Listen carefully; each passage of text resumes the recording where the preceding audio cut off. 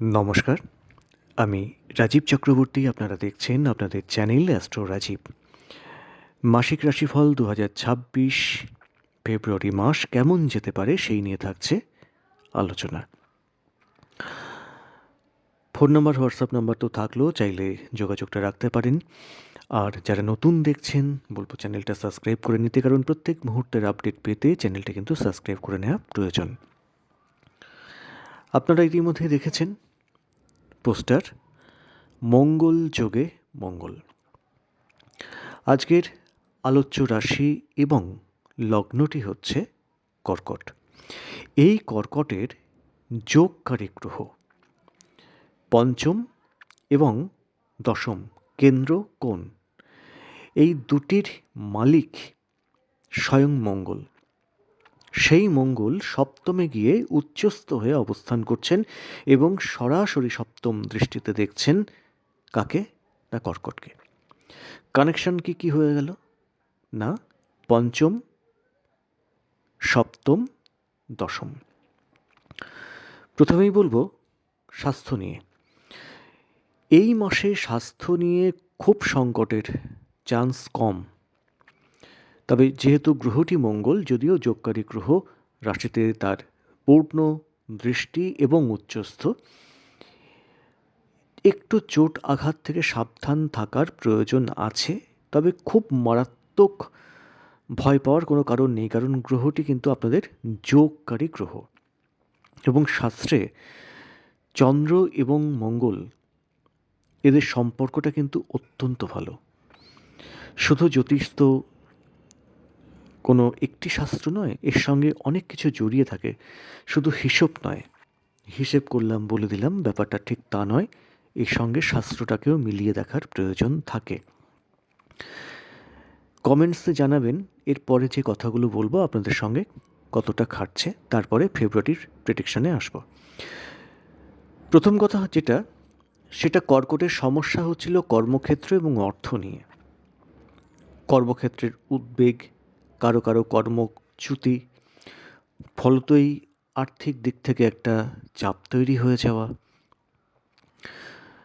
এইগুলো নিয়ে কিন্তু কর্কট বেশ বিব্রত ছিলেন। সঙ্গে ফ্যামিলি, বিশেষ করে বাবা মায়ের হেলথ, সঙ্গে সন্তানের কথাও বলবো, অনেকের ক্ষেত্রে কিন্তু ভুগিয়েছে। কতটা মিলল একটু জানাবেন তো। এরপরে আসবো ফেব্রুয়ারির প্রেডিকশানে। প্রথমেই বলবো এই তিনটে ক্ষেত্র, মা, বাবা এবং সন্তান, এদের হেলথ মোটামুটি থাকবে আশা করা যাচ্ছে। তুলনামূলকভাবে কর্কটের বাবা যদি ভোগেন বা অসুস্থ থাকেন, তিনি কিন্তু সুস্থতার দিকে যাবেন, ডেফিনেটলি যাবেন। এই সময় সন্তানেরও কিন্তু স্বাস্থ্য উন্নতি হওয়ার সম্ভাবনা থাকছে। তুলনামূলকভাবে মায়ের ক্ষেত্রেও একটু প্রবলেম ক্রিয়েট করতে পারে, কিন্তু মারাত্মক কিন্তু কিছু হওয়ার সম্ভাবনা অন্তত এই মুহূর্তে নেই।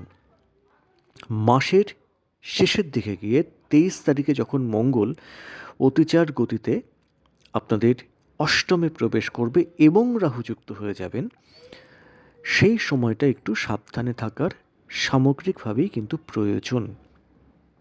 তো সে কথা পরের মাসে না হয় বলবো, এ মাসটা না হয় আনন্দ করুন।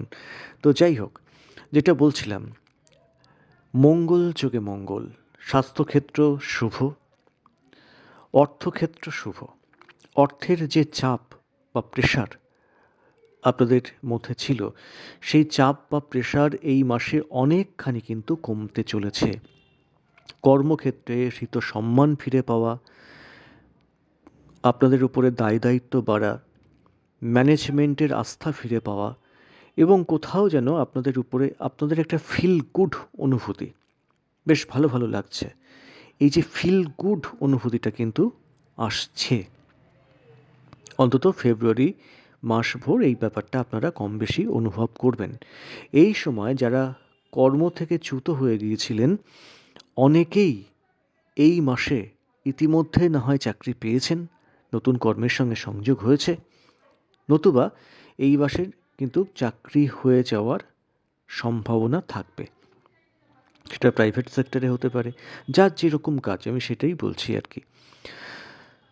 ব্যবসা ক্ষেত্র তুলনামূলকভাবে শুভ, আগের মাসের তুলনায় ডেফিনেটলি শুভ, কারণ সপ্তমপতি যেহেতু রাহু দৃষ্ট হয়ে নবমে বসে আছেন, ব্যবসাটা কিন্তু খুব ভালো চলছিল না, ধার বাকি উদ্ধার হচ্ছিল না, খুব স্লো একটা অগ্রগতি, সেই জায়গাটা এই মাসে কাটবে।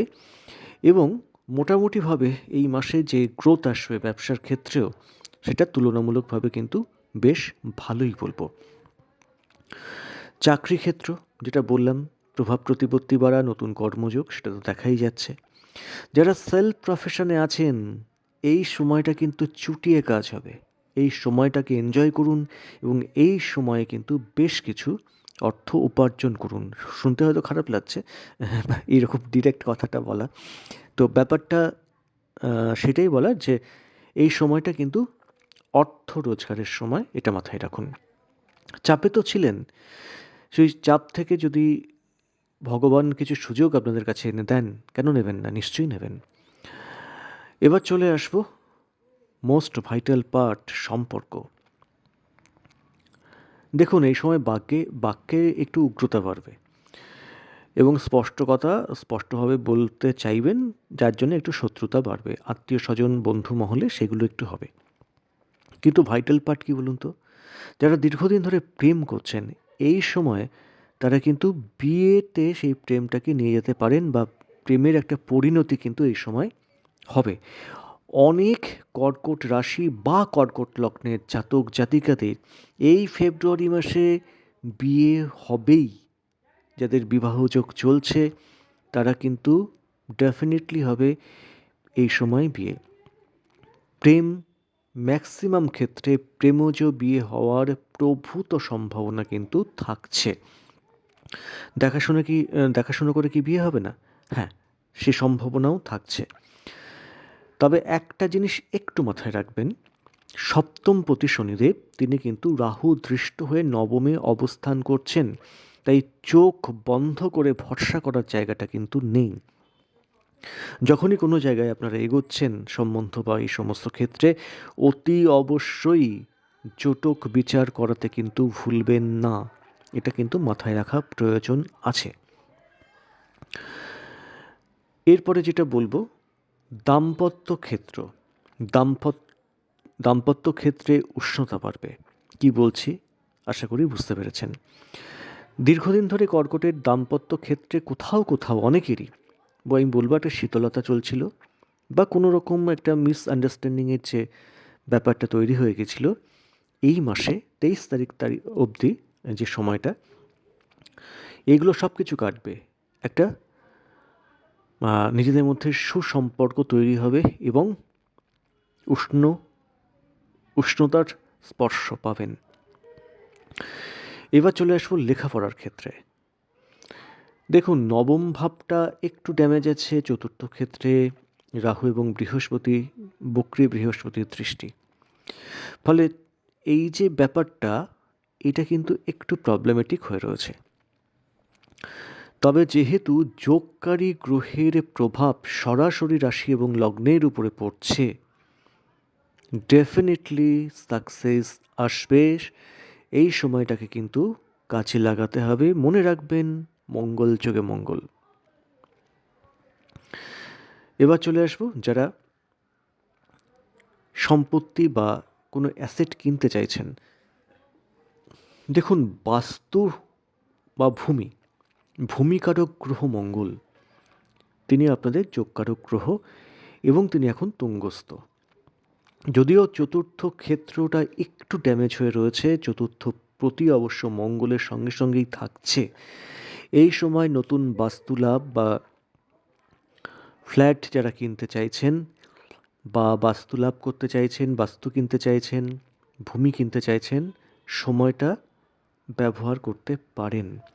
যারা গাড়ি কিনতে চাইছেন, হ্যাঁ, এই সময়টা কিন্তু তুলনামূলকভাবে অনুকূল বলা যেতেই পারে।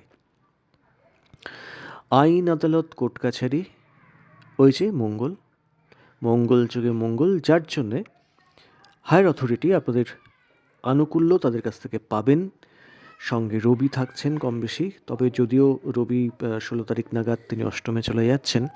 তো প্রথম দুটো সপ্তাহ কিন্তু তুলনামূলকভাবে বেশ শুভ বলা যেতেই পারে। তবে সাবধান থাকতে হবে কোথায়? সাবধান থাকতে হবে যারা বাড়ি ভাড়া দেন বা ভাড়াটিয়া, এই একটা জায়গায় কিন্তু একটু সমস্যা দেখাচ্ছে। এইবার চলে আসবো যারা বিদেশে থাকেন। যারা বিদেশে থাকেন, দ্বাদশ ক্ষেত্রে দেবগুরু বৃহস্পতি অর্থাৎ আপনাদের ভাগ্যপতি বক্রী। আসলে কি জানেন তো, ভাগ্যপতি বক্রী যদি হয়ে না থাকতেন দ্বাদশে, তাহলে এই যে মঙ্গল যোগে মঙ্গলের প্রভাব, এটা আরও আরও বেশি শুভ ফল আনতো আপনাদের জীবনে।